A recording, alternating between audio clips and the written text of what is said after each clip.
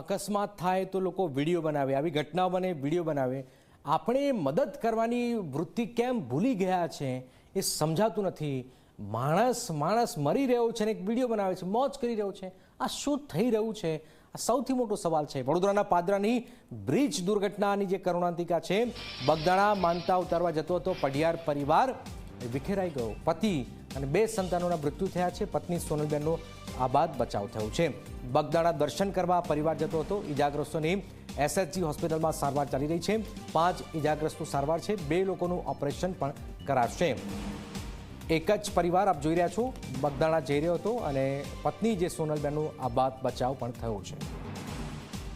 બગદાણા જતા હતા. બગદાણા જતા જે ગંભીરા બ્રિજ છે એકદમ જ તૂટી પડ્યો એટલે એકો ગાડી અંદર ઘૂસી.